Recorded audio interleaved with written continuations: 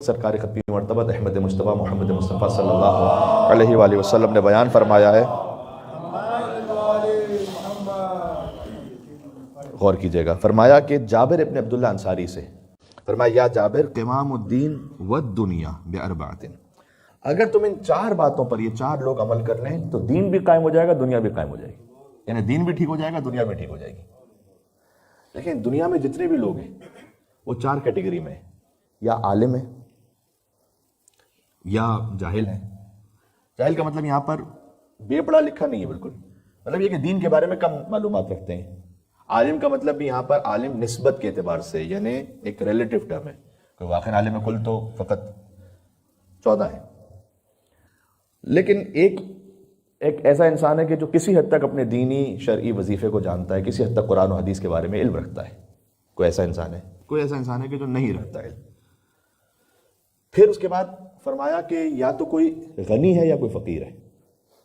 اب دنیا کے جتنے انسان ہیں نا، یا وہ عالم ہیں یا عالم نہیں ہے، یا غنی ہے یا فقیر ہے، آپ کو اس کیٹیگری سے باہر کوئی نہیں ملے گا۔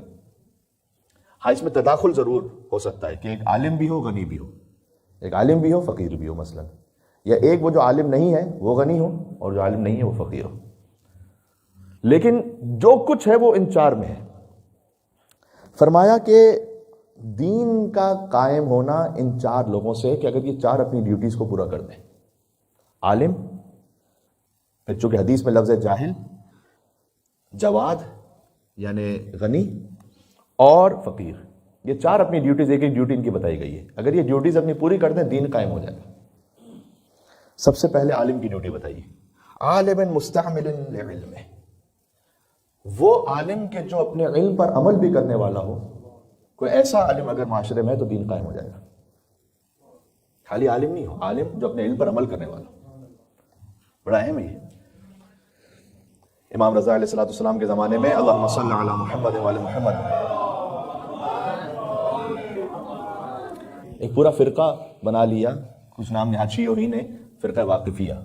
انہوں نے کہا کہ 7ویں امام کی تو شہادت ہی نہیں ہوئی، اور وہ تو وقف ہو گئی یہاں پر امامت، اس لیے کہ ان کے پاس ہزاروں درہم و دینار تھے، جو امام موسیٰ کاظم علیہ السلام جب زندان میں تھے تو ان کی جانب سے وکیل بن کر انہوں نے لیے ہوئے تھے۔ 40,000 درہم ایک کے پاس تھے، 1,20,000 درہم ایک اور کے پاس تھے، علی بن حمزہ بطائنی ایک تھا، اور کافی سارے لوگ ہیں اس میں۔ تو انہوں نے ایک باقاعدہ پورا ایک تحریک شروع کی کہ 8ویں امام نہیں ہے، تاکہ ان تک وہ نہ پہنچانی پڑے رقم۔ تو وہ آئے سب مل کر یونس ابن عبد الرحمن کے پاس، ان کی بڑی پرومیننٹ شخصیت تھی ائمہ علیہ السلام کے اصحاب میں، ان سے آ کے کہا کہ دیکھو 10,000 درہم تمہیں دیتے ہیں، یہ نہیں کہہ رہے کہ تم ہمارا ساتھ دو، بس خاموش رہنا، کچھ نہیں بولنا۔ یونس ابن عبد الرحمن نے کہا کہ نہ صرف یہ کہ خاموش نہیں رہوں گا، بلکہ حق کا اظہار کروں گا، اس لیے کہ میں نے اپنے مولا اور آقا امام جعفر صادق علیہ السلام سے اس حدیث کو سنا ہے، اللہم صلی علی محمد وعلی محمد، کہ جب معاشرے میں فتنے اور بدعتیں ایجاد ہونے لگیں تو عالم پر واجب ہے کہ اپنے علم کا اظہار کریں، تو میں بتاؤں گا کہ تم ناحق ہو، تو بات لے لو۔ وہ عالم جو اپنے علم پر عمل کرے اس سے دین قائم ہوتا ہے۔ سبحان اللہ، بہت بڑی بات ہے یہ، اور اس ترتیب میں اس کو سب سے پہلے بیان کیا گیا، سب سے اہم یہی۔ کعب ابن ثور، دوسری مثال دیتا ہوں آپ کو، جنگ جمل کا موقع ہے، ایک جانب سے کعب ابن ثور کو یہ ایک میسج دیا گیا، شام کا عالم ہے یہ، شام میں رہنے والا، جنگ جمل مولا علیہ السلام نے کس کے خلاف لڑی تھی وہ آپ سب جانتے ہیں، وہاں سے میسج آیا کہ ہم جنگ کرنے کا ارادہ رکھتے ہیں، ہمارا ساتھ دو۔ تو اس نے کہا کس کے خلاف جنگ کرنا چاہتے ہو؟ علی ابن ابی طالب کے خلاف۔ تو یوں ہے کہ ایک دم اسے شوق لگا کہ علی کے خلاف لڑو گے؟ 300 آیتیں علی ابن ابی طالب کے فضائل پر ہیں قرآن میں، علی کے بارے میں لڑو گے؟ آپ سنیے گا۔ تو اس کے ساتھ کچھ ایک اشرفیوں کی تھیلی رکھی وہاں، انہوں نے کہا اب کیا خیال ہے؟ تو کہا کہ ہاں آیتیں تو ہیں علی کے بارے میں، لیکن اگر کوئی اتنی عظیم خاتون کے خلاف لڑنے کے لیے آ جائے تو اس کے بارے میں مجھ پر ضروری ہے کہ میں اظہار کروں۔ تو وہ اس ناقے کے سامنے، اونٹنی کے سامنے کھڑے ہو کر لوگوں کو آوازیں دیا کرتا تھا کہ उम्मुकुम सलातुकुम व सौमुकुम, ये तुम्हारी माँ है, यही तुम्हारी नमाज है, यही तुम्हारा रोज़ा है, इनका दिफा करना है, रसूलुल्लाह का दिफा करना है। तो जो 10,000 लोग मारे गए उसमें से एक ये भी मारा गया। तो जब ये मर गया तो उसका लाशा था वहाँ पर मैदान जंग में, तो मौला अली अलैहिस्सलाम वहाँ पर आए और फरमाया कि है फिर तुझ पर कि इल्मुन ला यनफ़उ, तेरे इल्म ने तुझे कोई फ़ायदा नहीं पहुँचाया। तो आलिम है लेकिन अपने इल्म पर अमल करने वाला नहीं है। जानता था कि 300 आयतें मौला कायनात के फज़ाइल पर खुद कह चुका था, लेकिन जहाँ कोई अशरफ की थैली रखी मामला बदल गया। तो मैंने आपके सामने 2 मिसालें दी, यूनुस इब्न अब्दुर्रहमान की भी 8वें इमाम के ज़माने में, काब इब्न सौर की भी जंग जमल के ज़माने में। हुजूर मुकर्रम ने फरमाया कि दीन उस वक्त कायम होगा कि आलिम अपने इल्म पर अमल करे। अच्छा, इस नुक्ते को मैंने इतनी शिद्दत और ताकीद से इसलिए बयान किया कि जो अपने आप के लिए बात होती है वो सबसे पहले करनी चाहिए। फिर आपके बारे में भी गुजारिश करता हूँ।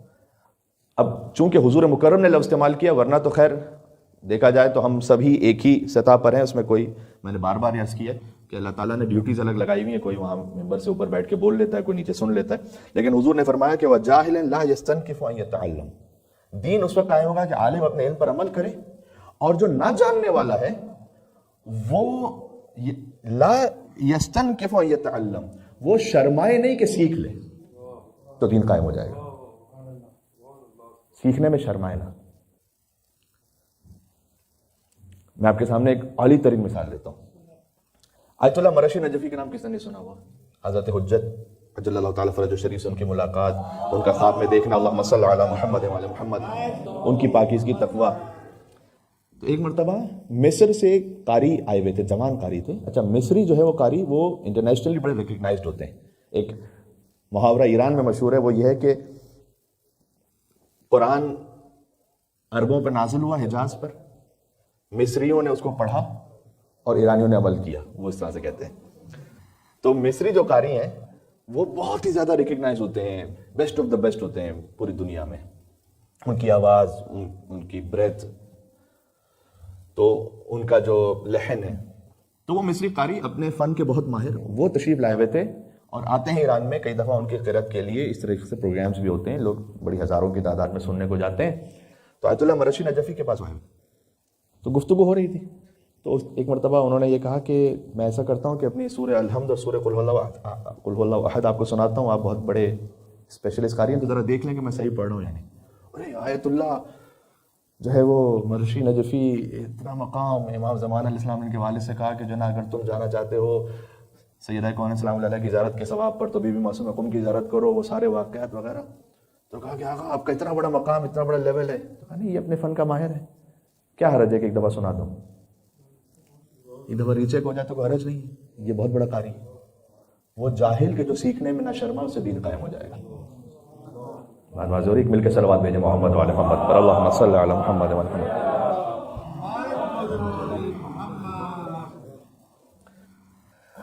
तीसरा फरमाया वह जवादिन ला यबखल बिमारूफी, जो गनी है वो बुखल ना दिखाए किसी नेकी के काम में, तो दीन कायम होगा।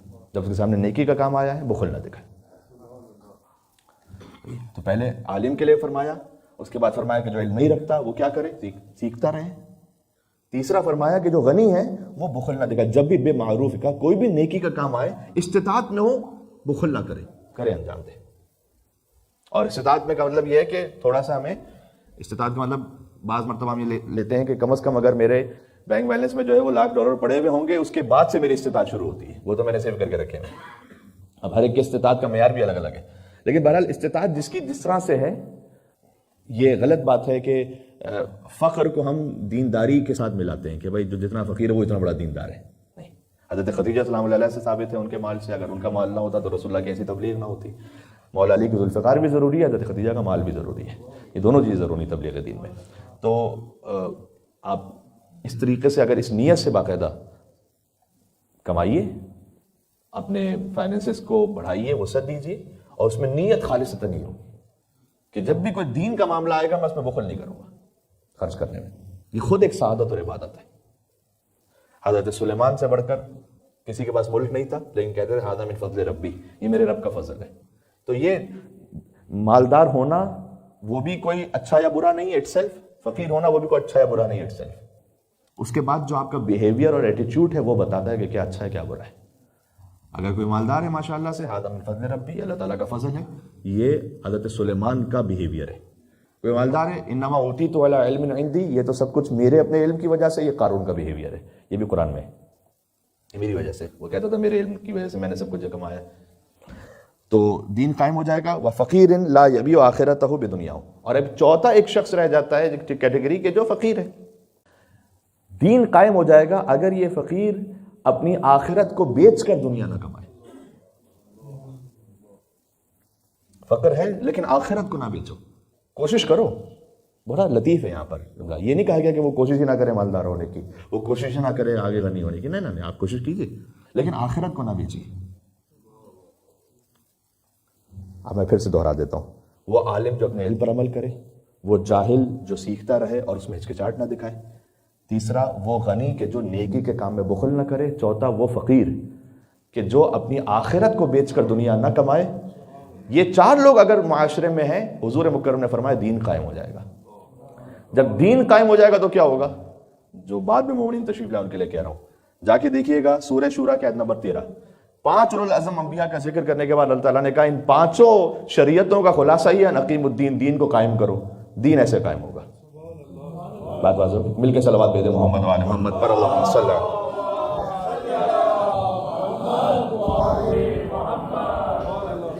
ماشاءاللہ.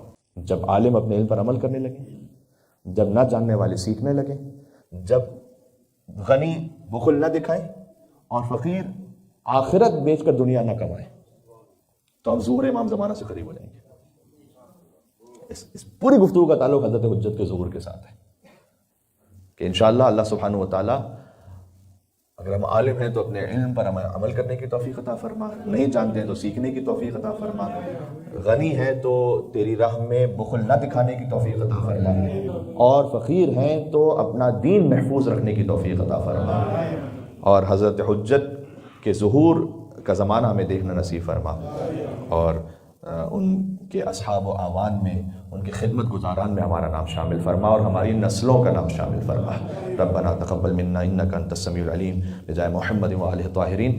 پھر سے ریپیٹ کر دوں، یعنی اگر ہم نے ان 4 باتوں پر عمل کیا تو در حقیقت آپ امام زمانہ کے خدمت گزار بن رہے ہیں. یہ ذہن میں رکھیے گا، امام زمانہ علیہ السلام کے ظہور کی تیاری کر رہے ہیں اگر آپ نے ان 4 باتوں پر عمل کر لیا، میں اور آپ سب انشاءاللہ.